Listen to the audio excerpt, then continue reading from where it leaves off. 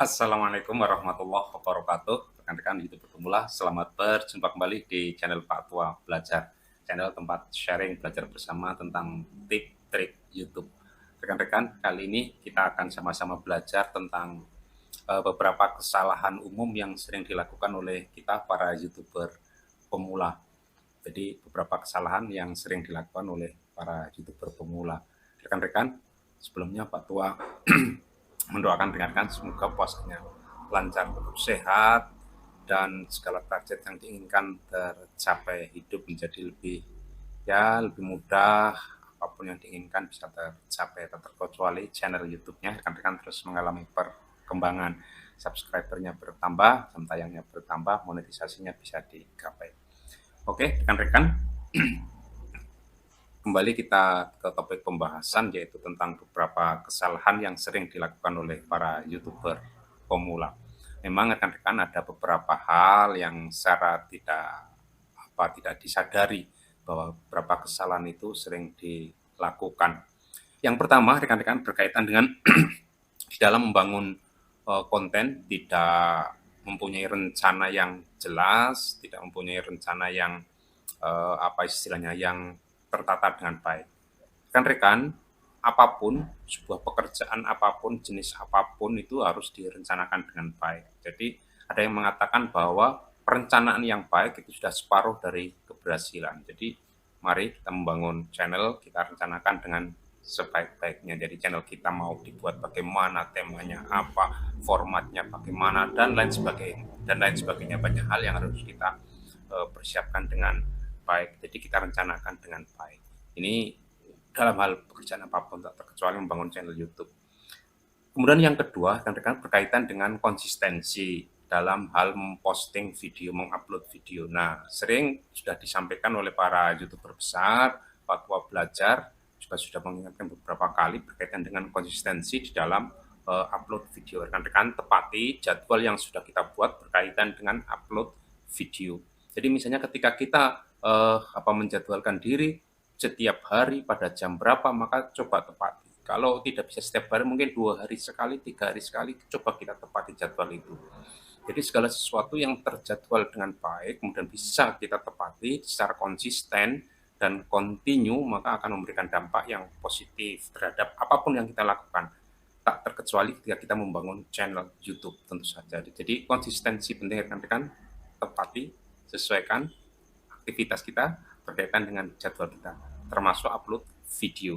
Kemudian yang ketiga, yang sering dilakukan oleh YouTuber pemula, kesalahan yang sering dilakukan itu berkaitan dengan menggunakan video orang lain, rekan-rekan. Jadi katakanlah menyalin video, plagiat video, dan lain sebagainya. Jadi konten-konten yang dimiliki oleh orang lain, yang dibuat dengan susah payah oleh orang lain, kemudian kita ambil saja menjadi konten video kita.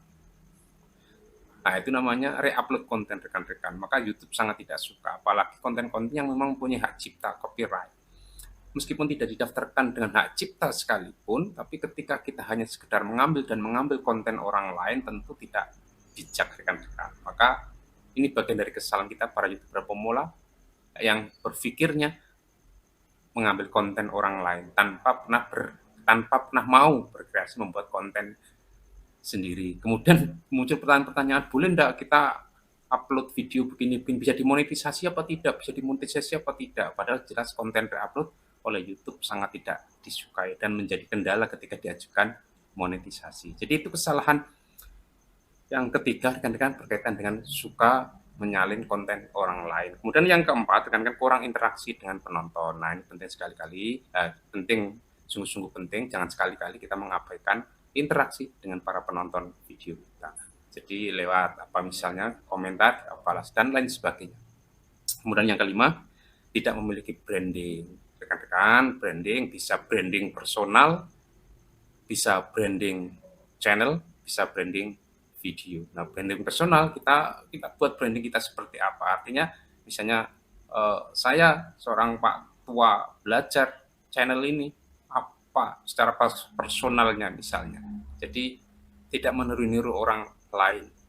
Kemudian channel brandingnya apa? Nah, kita buat logo, kita buat banner dan lain sebagainya, itu bagian dari branding, branding channel. Kemudian video juga begitu, bagaimana kita membuat video, bagaimana kita membuat thumbnail, warna apa yang dominan sering kita pilih, itu bagian dari branding. Karena tujuannya apa sih? Agar mudah dikenali tentu saja. Jadi branding ini penting, bahkan perusahaan-perusahaan besar juga mempunyai branding tertentu, dan branding ini tidak boleh ditiru oleh orang lain. Nah, biasanya kalau ditiru bisa kena, katakanlah ya, kalau kalau merek hak cipta ya bisa kena tuntutan hukum tentu saja. Jadi kita terbiasa menggunakan branding diri kita, branding channel YouTube kita, branding isi video kita, dan lain sebagainya, melalui thumbnail, melalui deskripsi, dan lain sebagainya. Bisa kita buat branding YouTube kita sendiri. Kemudian yang terakhir, rekan-rekan suka mengabaikan analitik. Jadi kita tidak pernah membuka, membaca, menganalisis berbagai macam analitik yang ada di YouTube Studio. Itu beberapa kesalahan yang sering dilakukan oleh YouTuber pemula. Kita koreksi diri kita perbaiki diri kita, dan semoga kedepannya channel YouTube kita terus tumbuh dan berkembang, karena kita mau belajar dari berbagai macam kesalahan yang pernah kita lakukan. Semoga bermanfaat. Wassalamualaikum warahmatullahi wabarakatuh.